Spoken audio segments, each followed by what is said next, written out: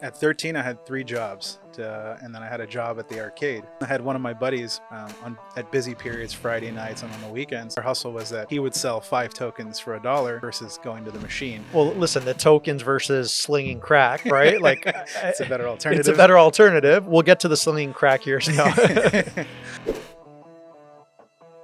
Today is a fun episode about an industry I know absolutely nothing about. So I'm excited to sit down with Jason Lee Gonzalez to talk about all things business related to cannabis, the growth of it, the cultivation, the commercial side of it, the distribution, from a legal standpoint.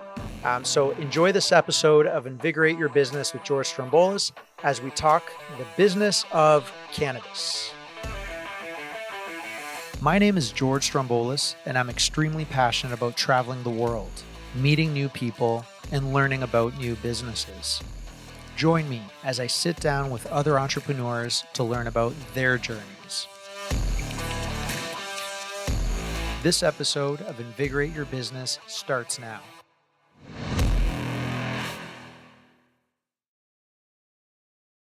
Jason Lee Gonzalez. Yes. Right?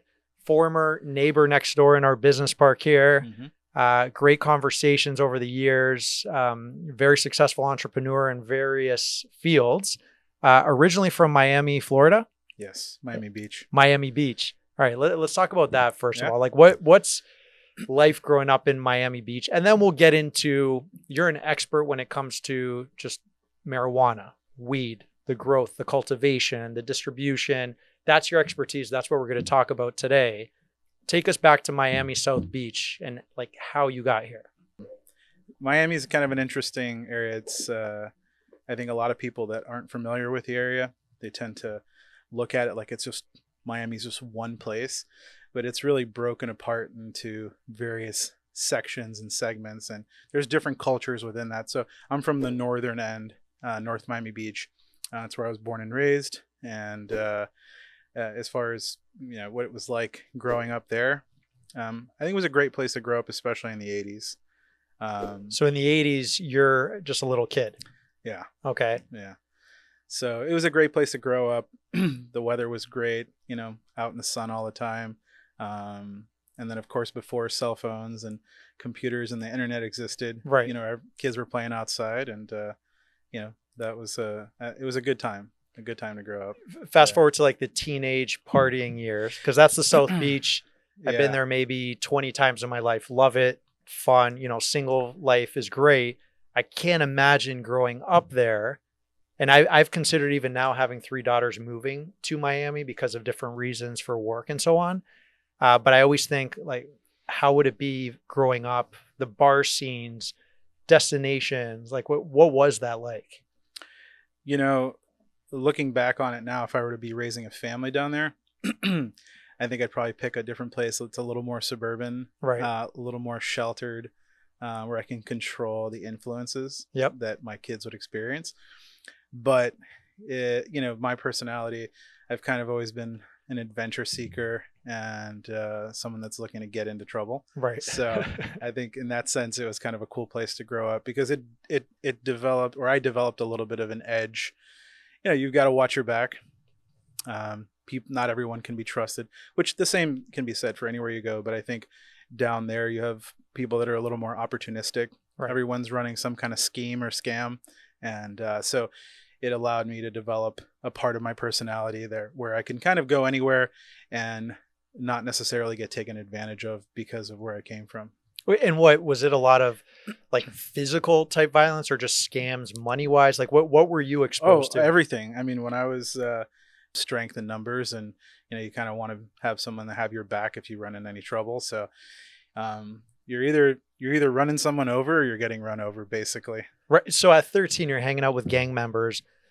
Like, where are your parents? They have no clue with this, right? Well, so I was raised by a single mother. Okay. My parents got divorced when I was about 6 years old.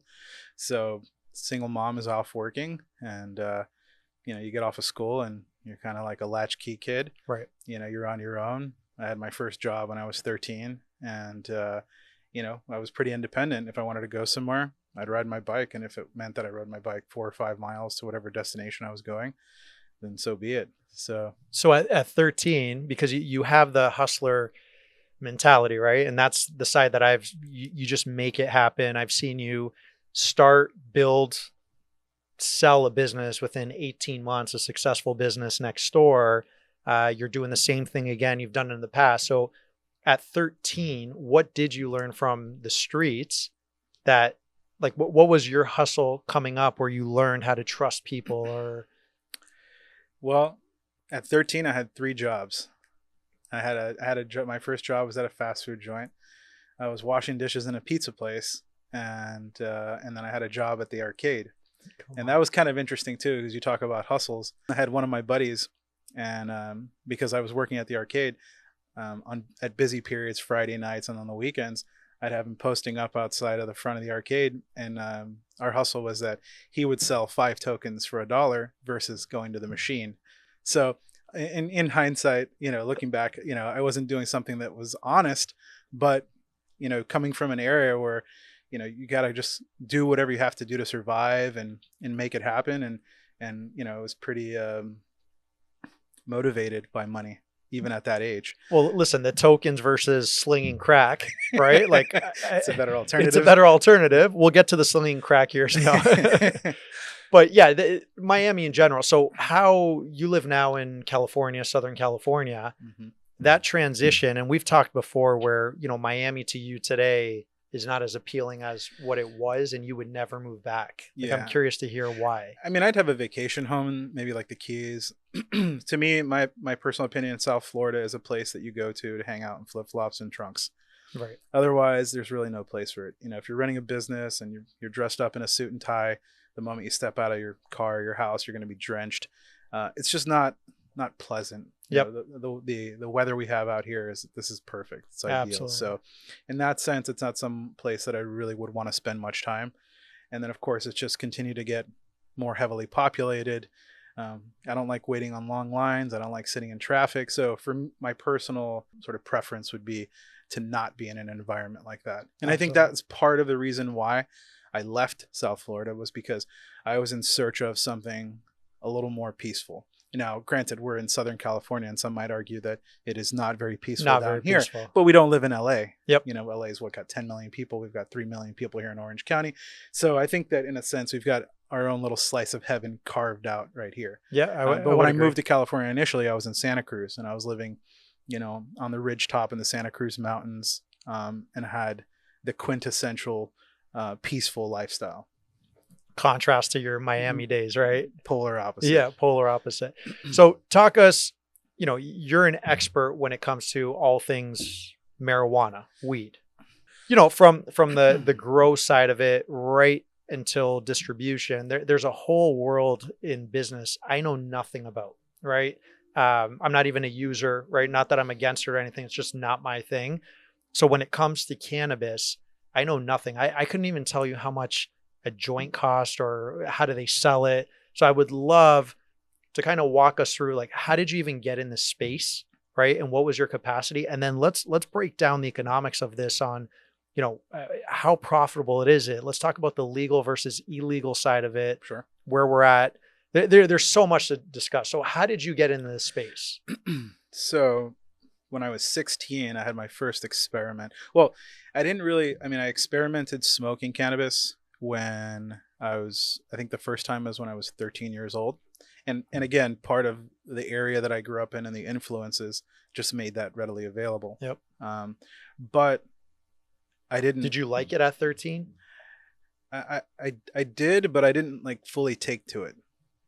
And I'm a highly functioning person, and outside of this particular question, I don't particularly think that young minds should be fully immersed in that, because there's a lot of development that needs to occur. Sure. And you don't want to stunt that. So my personal opinion is that if a young person, wants to enjoy this, lay down the foundation of your life first, get your goals situated and start accomplishing them before you start introducing the good times. Absolutely. Alcohol, cigarettes, everything. Yep. Yeah, right. So when I first experimented with it, I'll never forget where I was. I was behind the California. That was funny because the area that I lived in was called the California Club. It was located in North Miami Beach. You were destined for California. Yeah. And so I was behind the California Club Mall, and I was hanging out with some dudes that were probably 3 to 4 or 5 years older than me, and that was my first experience. But I didn't really start smoking it regularly until I was over 18. Okay. So, but my first time experimenting with cultivation, I think I was around 16, and I was able to obtain seeds, and I germinated the seeds. At the time, I was living with my dad in Hollywood, Florida, and we had a little backyard. Okay. So I germinated the seeds. I transplanted the seeds into like little red solo cups, put them in the back. They started sprouting.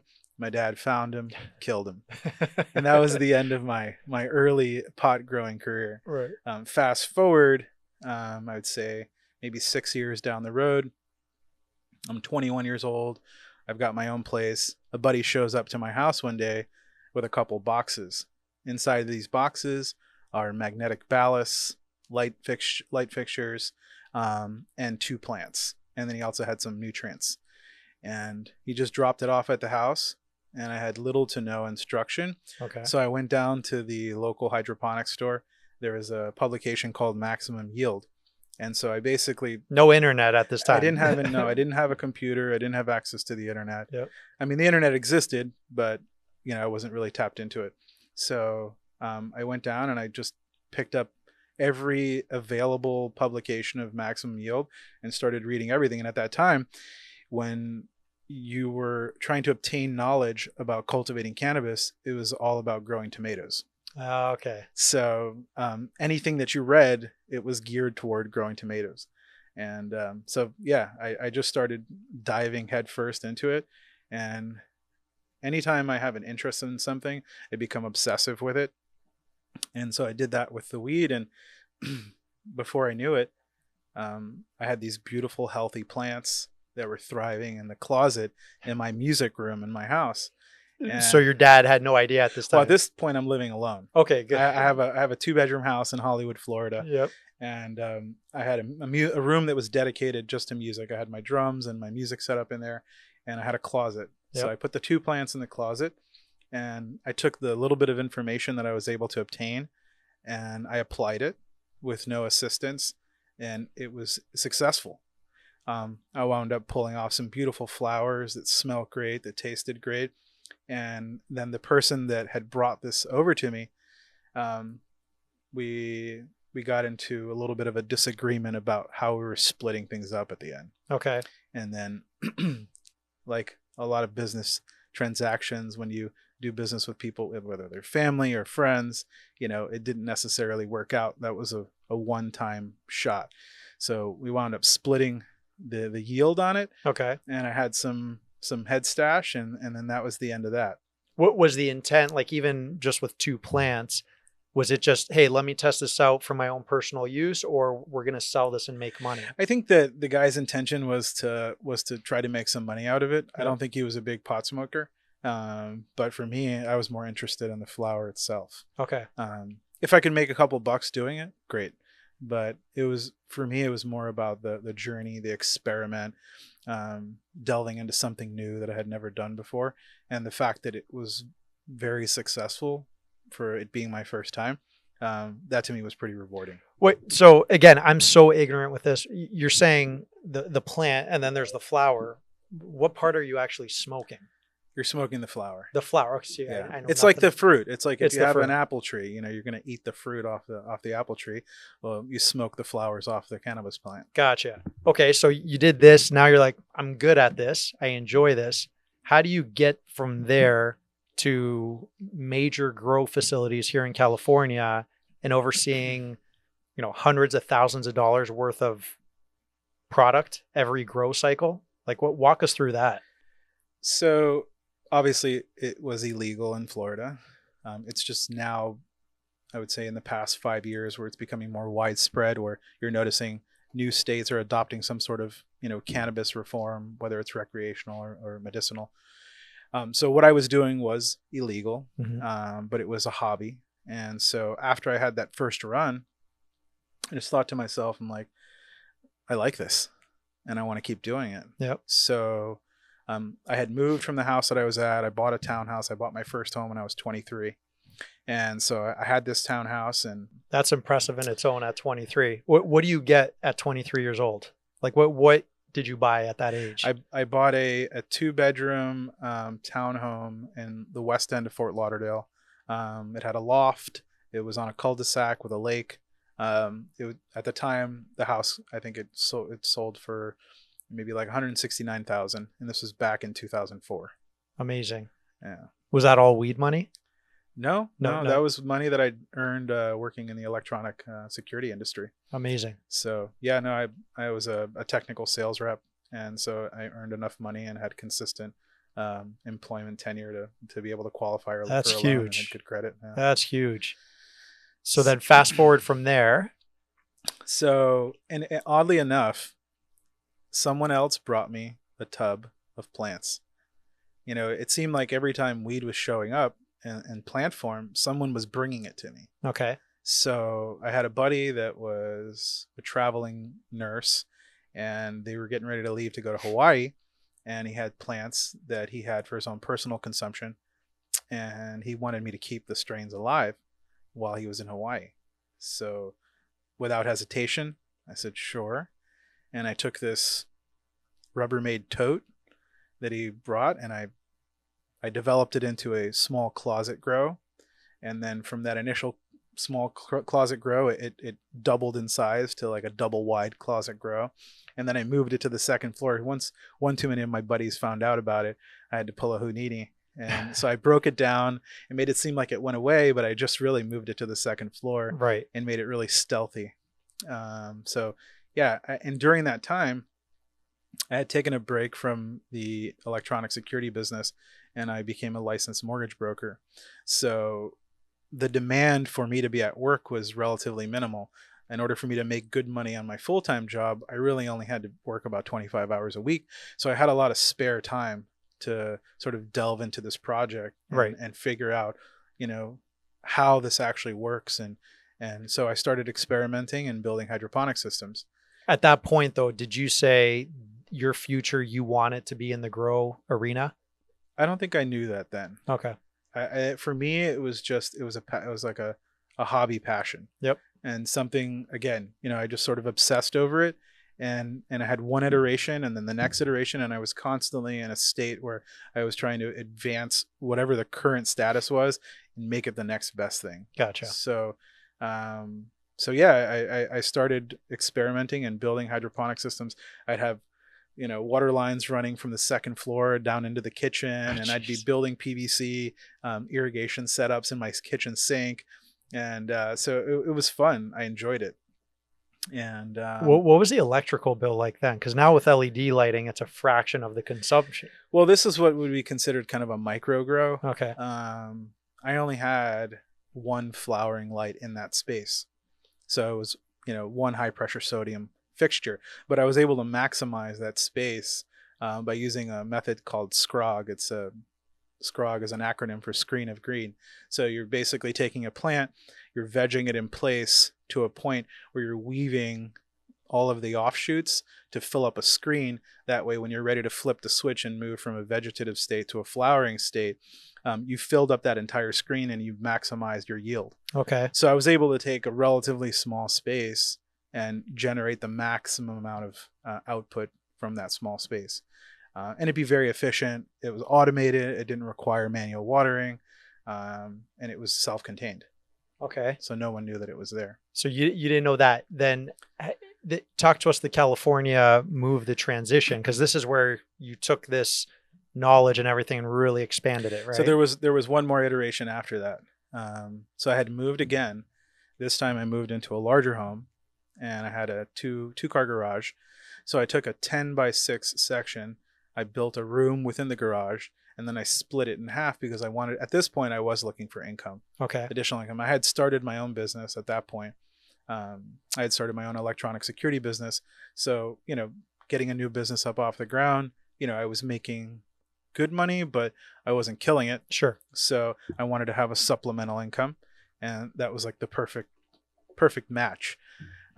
Again, I had already been doing it. It wasn't like I was just jumping into it, and I knew that I already had a model to work from that could be profitable right off the bat. Okay. So I set up this 10x6 space. and I split it in half so that I could have a perpetual harvesting every 30 days, more or less. And there were basically 2 lights on each side. So now I had 4 lights. Okay. So now what that did to the electric bill, now I had an electric bill that was about $500 or $600 a month. Back in 2005. This is probably maybe 2008, okay. 2009. So at that point, that was the model that I felt I could scale and repeat and then move it over to California, because obviously I'd been paying attention to what was going on in California with the Prop 215 movement. And the Prop 215, just for our listeners, that was the law that made it legal here. Right. That was the I don't really want to call it regulation, but that was essentially the framework that allowed people to cultivate without worrying about having to go to jail over it. Gotcha. You know, but it was the medicinal framework. Okay. So, you know, again, doing it for profit was not the idea, but it was being done for profit. Yep. So I basically took that model, and I had decided I was ready for a new chapter in life. I recruited my dad, and he wanted to kill your dreams in the beginning, right? Yeah, but later on decided that he would be willing to support me. So we basically packed up our whole entire life. I sold my business, and we moved to California.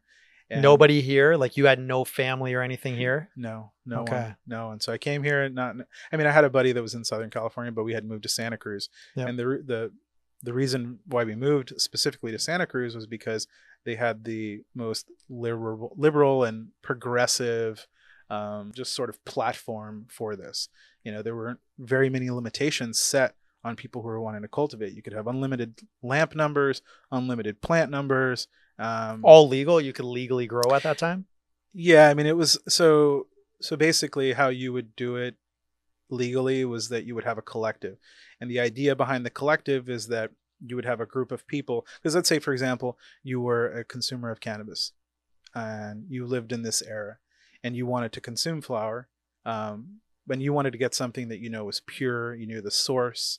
What we could do is we could get a group of us together and say, well, I have a place that I can grow it in, and maybe you don't. So what we'll do is we'll all sort of donate to this fund to support the collective that is going to produce the flower that we'll consume.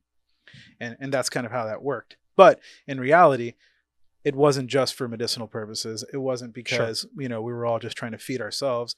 We were all trying to make money. Yep. But again, passion for the plant, passion for the process. And so I think that's really where it all derived from. And then, you know, capitalizing on that was sort of the icing on the cake. Absolutely. So moved to Santa Cruz and never looked back. And, you know, I saw a lot of people over time that were sort of following the green rush that were moving to California from all over the United States. I mean, there were a bunch of people that I knew that were from Miami or from South Florida that were living in Santa Cruz. And you had all these people that were like circulating through that particular area that were just there for that specific reason. So it was an interesting period in time. And then of course you saw people that didn't make it for whatever reason. And they started this and then they ran it till the wheels fell off and then they had to go home, tail tucked between their legs. Coming back, yeah. Is it legal in Florida now? It is. They are. Okay. So let me ask you, you come out here, you've learned, you're setting it up. What's the biggest facility, single facility that you've set up to produce? So I was spread out across a few spaces. So I had collectively about 15,000 square foot of indoor spaces. Okay. And what's that look like? How many plants? Like how often? In terms of like volume, what we were able to produce out of that. I mean, because you have different parts of the grow. You know, you've got, you know, vegetative rooms, which is the early stage of the plant cycle. You have flowering rooms, you have drying rooms. You need spaces to process and trim. So, you know, it occupies a good amount of space. So even if you have a building that's 10,000 square feet, it doesn't mean it's going to be 10,000 square feet of canopy. Gotcha. So at our peak, I would say we were producing, with all of that space spread out, we were producing somewhere in the neighborhood of 60 to maybe on a good run, 70 pounds a month, which doesn't seem like a lot. but it just goes to show you that, it does Filter require, it, yeah. yeah, it requires a good amount of space to get some volume going. And just from the economics, like a pound of fresh, ready to go marijuana, what's that go for through legal channels? Like if you're selling that to a buyer to be distributed. Now? Yeah, Or then? right now. And then we could talk about then as well. Well, now it's in the shitter. It's in the shitter, right? Yeah. Okay. Yeah. So I think if you're producing what we would consider to be like a AAA quality flower, a boutique strain that's highly desirable, you're going to be somewhere in the legal market. I'd say $1,200 to $1,700 a pound. Okay, 12 to 17 a pound. And then what about the illegal market? The same product you just mentioned today, not that you do, I'm just saying in the illegal market, how much does that go for? More or less the same. Oh, it's the same. Yeah. So it's destroying the black. Well, and that's the thing. It's that the state of California has overregulated and overtaxed this industry so bad. They've fractured and broken it. That's why the majority of the cultivators have gone out of business. I mean, I think in 2022, only 30% of the cannabis licenses renewed in the state of California. Wow. So it's a very broken system. Yep. And there's still a tough road ahead for anyone that's involved in it. Will there be light at the end of the tunnel? Sure, but it's going to take a lot of changes at state level. At the state level, okay. And then how has, you see all these massive tobacco, alcohol companies investing in this space, right? Taking the big corporate global approach. Is that squeezing the little guy out when it comes to that? It is, but I don't think that that's necessarily a sustainable model either. I think that it will all come back down to the grassroots, more boutique style grows, because it's like any business. The bigger that you get, the more difficult it becomes to control the quality of the work or product that you're producing. So, are there farms that, indoor farms that have thousands of lights? Sure. I mean, if you take one of their flowers and compare it to a farm that has 100 lights, you're going to notice a difference. Okay. But are the smokers on average that sophisticated? I think they have become. Okay. Yeah, they have. I mean, if you're on Instagram and you follow someone that has a cannabis page that has 80,000 or 100,000 followers, you'll see that if you jump into the comments section, people have become more learned with this subject, and they have opinions and they're doing their research. Okay. So yeah, they're involved, and it's the culture has really sort of catapulted to a place that it shocks me. Even when I see all the brands that exist, it's like, where were these people a few years ago? Right. And of course everyone wanted to jump into it when it was okay. But, I got involved into it when, all of my family thought I was a drug dealer. Right. Right. And it wasn't okay. So, not that I'm knocking the people who are trying to get involved in the business, once the smoke cleared, but there is something to be said for the people who are the OGs who have been doing it for a long time, who've had their houses raided, who've been arrested, who have something on their record, who have gone through, all of the pains that are associated with traveling this journey over time. So I think that where we will end up is kind of like just look at beer. When you go and you're thinking about buying a beer, are you like buying a Busch or, Budweiser, or do you want to go to one of these craft breweries that are like making something spectacular? Yeah, that's a great way of putting it. And it's incredible how a law, right, government steps in and literally overnight it goes from something illegal to something legal, right? If tobacco was introduced today as a new product, it would be illegal, right? Just based on the damage it does to health and everything. But once government gets involved, it makes things easier. They can make money off of it. Just out of curiosity, to close the loop, $1,700 today for a pound of weed. That's the high end. High end. Okay, say $1,200. What was it 10, 15 years ago in the black market? 4,000, 5,000. Jesus. Okay. At the peak of, when I was doing it, I would say that, it could go from anywhere between $2,500 and $3,500 a pound. Okay. And you've got different types of product. You have indoor, you have greenhouse, you have light dep, you have traditional outdoor. And so it depends on what type of product you're selling. But for example, outdoor farmers, they're the ones that have been hit the hardest. I mean, I know guys right now that are selling their outdoor weed for $100 a pound. Whereas, when I was shipping it, previously, and getting high tickets for it, we were getting, $2,800 for an outdoor pound. Jeez. Now they're lucky if they can get $100. So it's really pushed a lot of really, really great growers out of the business, and people that had, a good team, good product, good process, just sort of pushed them right out. Push them out. Mm-hmm. Okay. And then let's talk about the custom strains, right? Strands that you've come up with, right? Your own brand.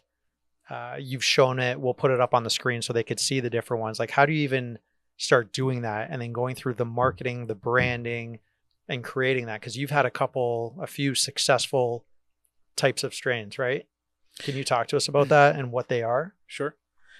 So the first genetic cross that I made was back in 2012, and the parents for the strain that I made we had blackberry kush, and then we had a cherry pie. Okay. And so I essentially took the pollen from the blackberry kush and I pollinated the cherry pie, and then the offspring was black cherry pie. Now there were various phenotypes that came out of that, and then we picked the strongest one, and then ultimately ran that exclusively. I mean, at one point in time, I had 15 different genetics in my building, and we would, variety is the spice of life.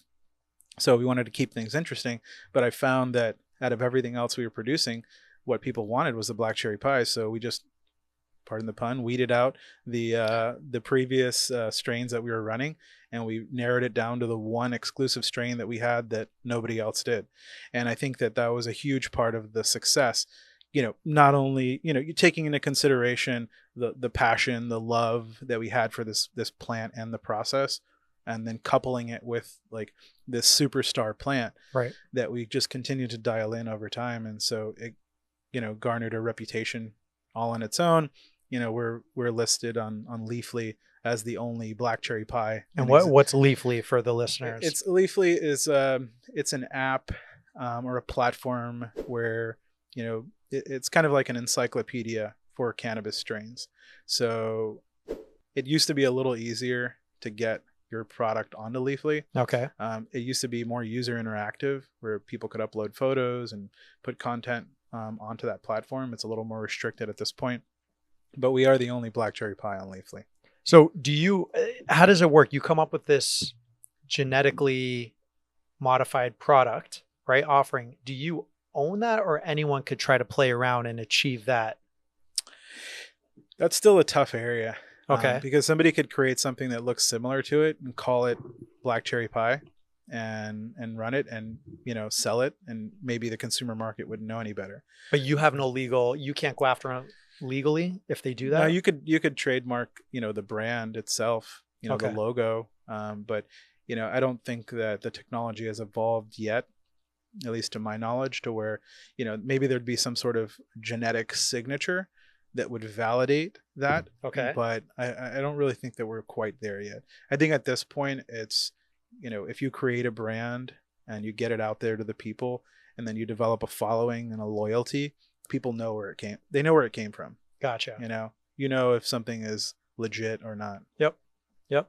Okay. So transitioning then, what do you think about some of these you'll see, in certain states and provinces in Canada, where they're making other drugs basically no problem if they catch you using heroin, cocaine, other stuff? It's kind of a slap on the wrist. First it was marijuana, now it's starting to evolve to bigger, more serious drugs, highly addictive. What are your thoughts in general on that? What are my thoughts about those types of drugs being sort of sanctioned and becoming okay to use by individuals? Right. Well, I mean, there are definitely drugs out there that I feel that are not safe. There are drugs that can be used recreationally, and if they're used the right way, then I think that it's up to the individual as to what they decide to put in their body. I don't think that, people should be thrown in jail for long periods of time for ingesting a substance, right, that, isn't hurting anyone else. So there's definitely some, that topic can be, broken down quite a bit. Yep. I think that there are certain things that shouldn't be out there, like meth, for example. That's an awful drug. You see what it does to people. Right. But, somebody wants to do ecstasy or mushrooms or acid or weed, or, I mean, alcohol, we all enjoy it, but we know that it destroys lives. Absolutely. So, but I'm not going to be the one to tell you what you should put in your body. And I feel that if it's not hurting anyone else, like I don't believe in drinking and driving. So that can hurt someone. So I feel like if you do that recklessly and you endanger someone else, then you should have to, face the consequences. Absolutely. My go-to in my partying days, right now, is socially, I like alcohol, vodka specifically. That's my go-to. I've been reading a lot and seeing a lot social media, people talking about this ayahuasca. Are you familiar with that whole process, what it is, the type of drug, and it's supposed to just make you feel released and connected? You see some people who are notable as well have successful careers talking about Oh yeah. their ayahuasca experience. And I'm like, that kind of, it piques my interest to read more about that. So, I mean, we can talk about psychedelics. Yep. And then within the psychedelic sphere, you have, different types of psychedelics. You've got peyote, ayahuasca, LSD. There's all different variations of psychedelics.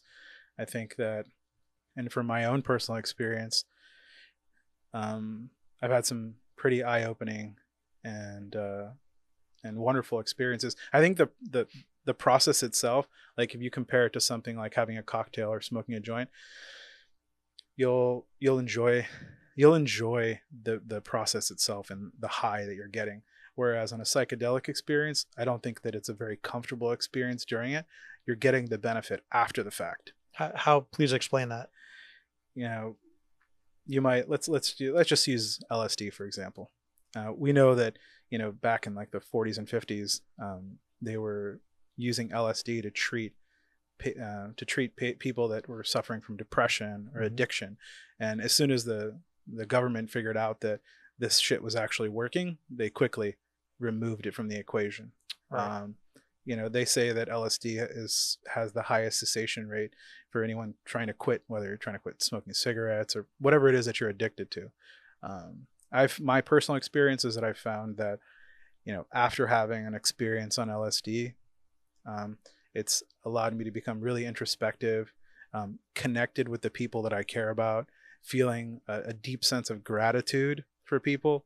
And it just sort of, it allows you to also sort of feel a sense of humility, and sort of shed the ego.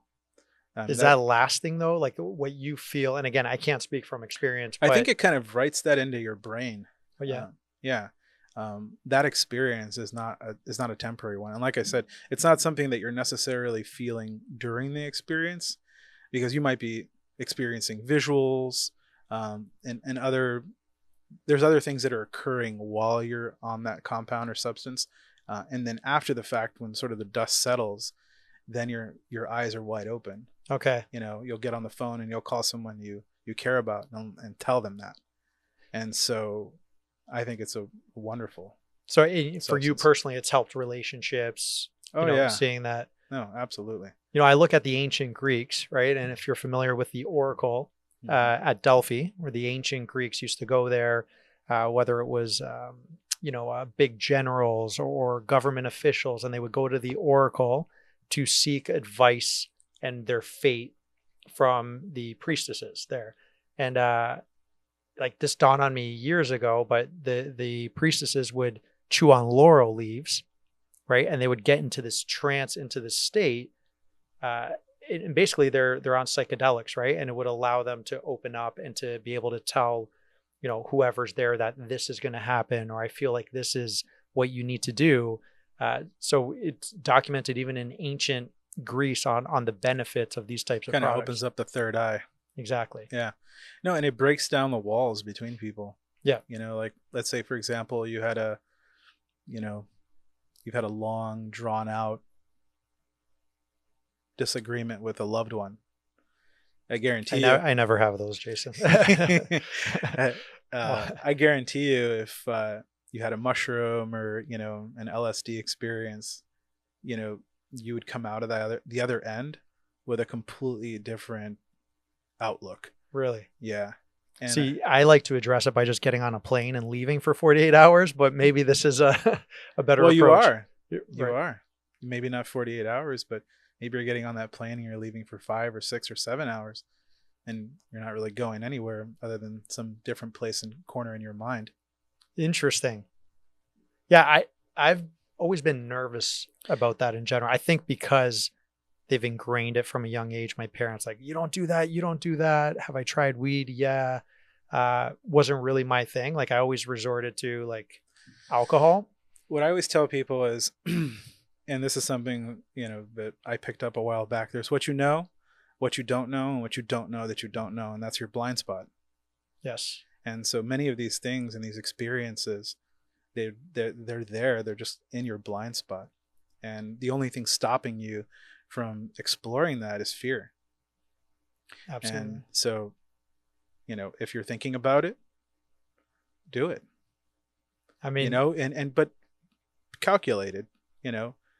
Understand what you're getting, where it's coming from, and the dosage that would be appropriate for you. You can always add, but you can't take away. but you can't take away. Yeah. So, lots of people have made the mistake of overdosing on LSD and going into, someone would call a bad trip. And I think that, where you are psychologically before an experience like that is going to dictate what that experience is like for you. So if you're in a really bad place in life, it might not be the best option for you at that time. To spiral. Yeah. Right. But I mean, I've been in a pretty low, I would say low point. And at the end of 2019, I had to deconstruct my life's work because of this transition from the medicinal framework into the recreational realm. And, there wasn't a clear cut pathway. And so, I had to deconstruct everything that I had built and worked for. And, I had dirty cops and attorneys trying to extort me. Yeah. And that's what prompted the move to come down here to Southern California.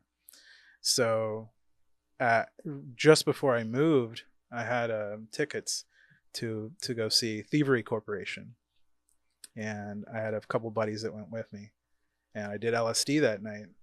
And what that experience did for me, it sort of solidified that everything that I was doing from that point that needed to be done the right way. Any debts that were owed needed to be paid, and that there would be light, at the end of the tunnel. Is this stuff you already knew and this just helped you bring it out? Is it placebo thinking you got the right answers that you already knew the right answers to? Like, what do you think it is? Did you have those I think answers? it's more like it's reinforcement. You have an internal GPS system that sort of guides you and tells you what to do and where to go. But sometimes you're lost too, especially when your whole life's being turned upside down. So an experience like that, for me, it just said, this is what you need to do, and this is where you need to go, and this is how you need to do it. Yeah. And you'll walk away with your head held high, knowing that, you've honored your commitments, you've done what you're supposed to do, and you're on to the next chapter.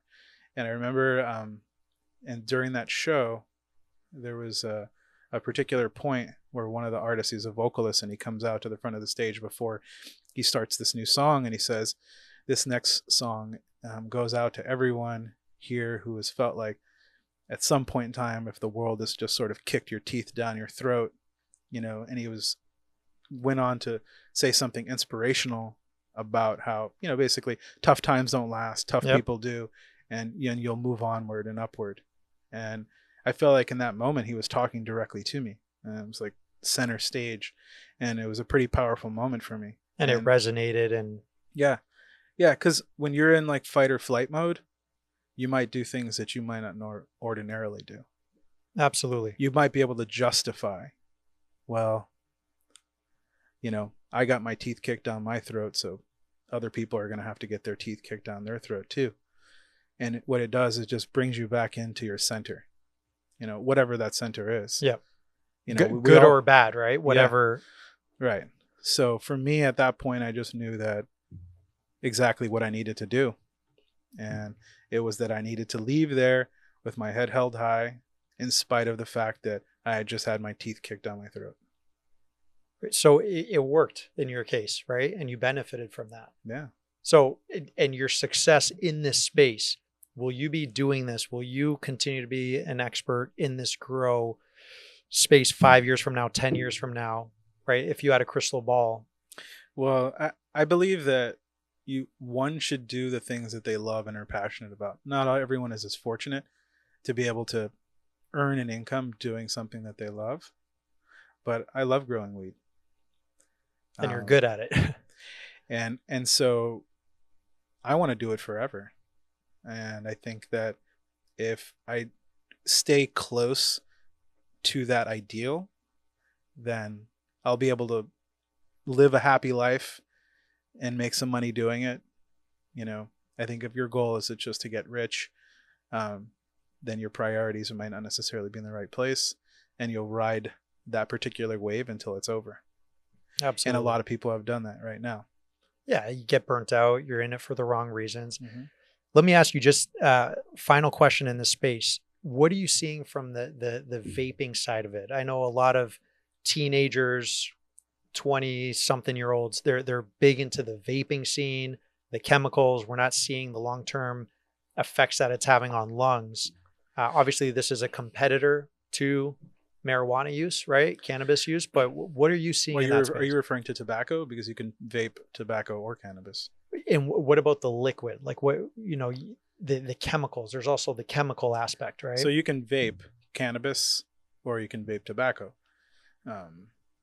So are we talking about tobacco or are you talking about cannabis? Or the cannabis. Okay. I thought from a vaping standpoint, there's also liquid forms that are just completely modified chemicals that kids are vaping as well outside of tobacco and cannabis. Is that accurate or? Well, let's break it down into two parts. Okay. Let's talk about weed first. So vaping weed is convenient. It's easy. It's not as offensive as lighting up a joint or sparking a bowl. And it's become widely accepted. And I think it's just the convenience factor. Okay. You got a vape pen. I could pull one out right now. And then within 3 seconds, the vapor will dissipate. And even if you don't smoke weed, you probably won't be offended by it. Right. However, I'm more of a purist and a traditionalist. I like to know exactly what I'm smoking. If you're vaping cannabis, although it's a healthier alternative than actually burning it, you don't really know what you're vaping. Right. What is that liquid? Where did that liquid come from? How many times has it been processed to get it to the point where now you're consuming it? So for me, there's a lot of question marks there. Yeah. And then there isn't enough historic information to really give us as to what the effects of vaping are long term. People have been smoking for thousands and thousands of years. So, we know what that does. Exactly. And it's, sort of better the devil you know, in my opinion.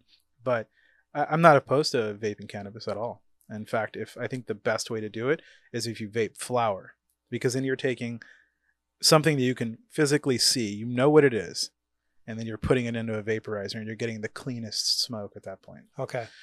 Now, vaping tobacco, that's a whole nother topic. I feel like that's just created more addiction. Same thing with a cell phone. Yep. Kids can't sit without having the cell phone in their hand, and now they can't sit without having a vape pen in their hand. Yeah, and even adults. So I feel like that's a slippery slope. Right.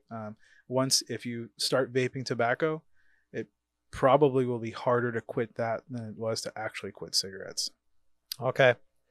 And I want to ask you, just from a business standpoint, to wrap up this great chat, you've started, built, and sold several different types of businesses, right? What's been the common traits, the common advice that you've seen throughout the whole process for our listeners, that regardless if it was in electronics, in auto, in cannabis, what have you always built the foundation for your business on to make sure that it's successful and you're able to sell a packaged business? That's a good question. I think it comes down to ethics. The foundation of your business, if you are honest and forthright with your clients, then you build a stable foundation. You treat your people well. Right. They say that there's the 3 P's of business. There's the people, the product, and the process. And if one of those elements are missing, then, the circle's not complete. So, being passionate about what you do, treating your people well, leading by example, when the shit hits the fan, you've rolled up your sleeves and you're right there beside your people, handling whatever it is. So I think that leading from the front, laying that solid foundation, and then when the time comes, if you are going to sell that business, you've built it on you haven't built it on sand, you've built it on rock. Absolutely. So. And you've proven it several times, right? Like to be able to do that and proceed to the next. So in closing, anything you want to tell our listeners, any plugs, any updates, what's coming up for Jason? Just do what you love. Do what you love. Do what you love, because, I know this has probably been said before numerous times over again, but it's the truth. If you follow, the path of, what it is that makes you happy, then that's exactly what you'll be. And, no amount of money really, money can make things comfortable. But true happiness doesn't come from that. So I think that, in pursuit of happiness, that should really be the goal, so whatever it is, if you're an artist and you like to paint, paint, and the money will come. Yeah. If you like to grow plants and you feel connected with nature, stay with plants and you'll make some money. Will you become a millionaire? Who knows? I think you can become a millionaire in lots of different ways. Be a good person, be amazing. Yeah. I tell my daughters this from this age right now. I don't care what you want to be when you grow up. Meaning I care, but I'm not going to dictate to you. Love it, right? And be the best at it, right? You want to play sports, you want to clean teeth, you want to be an accountant. I don't care. Just work so hard that you're passionate, that you take pride in it. Anywhere I come across, whatever business it is, whatever role, when I see someone who's just passionate about what they're doing and making sure they get these coffees out as quickly as possible, it's impressive. Like that person at that snapshot in time loves what they're doing. Like I feed off that energy when I see that. I've got something to add to that. And I've told this to several people that have worked for me over the years. You don't have to be passionate about the trade that you're in or the profession that you're in, but you should be passionate about the work that you're doing, because the work that you're doing is a reflection of who you are and has your signature on it. Absolutely. So the ideal is that you are working in a field that you are passionate about. But if the cards don't necessarily play out that way, then you should always be passionate about the work that you're doing, because that's you. That's you. Yeah, absolutely. And the end result, I could speak to it. I own a lighting manufacturing company. We're in several countries around the world. I love lighting, right? I love it. Am I crazy about it? Yeah, I'm in the space, but the biggest thing that drives me is the end result on what my product does to that space. Mm-hmm. Like that my passion is being able to work with the architect, the designer, the people who are supplying the furniture, and bringing together this environment that you contributed to. Like that's the passion. And then that's where you see everyone's passion. It's the creation process. Absolutely. Yeah. Yeah. So it's exciting. I appreciate you sitting down with us. All right. This is good. Make sure everyone subscribes. We're going to put Jason's information. We're going to be on Spotify, Apple, all the podcast streaming, on YouTube. And people are going to learn a few things from today's chat. Cool. Well, thanks. Appreciate it, brother. Thank you so much. To wrap. Thanks for listening to this episode of Invigorate Your Business with George Stroumboulis. Please hit the subscribe and like buttons and follow me on all the main podcast streaming channels. Also, please share your comments when you can. I appreciate your help in expanding this network to a worldwide audience. Until next time, stay invigorated.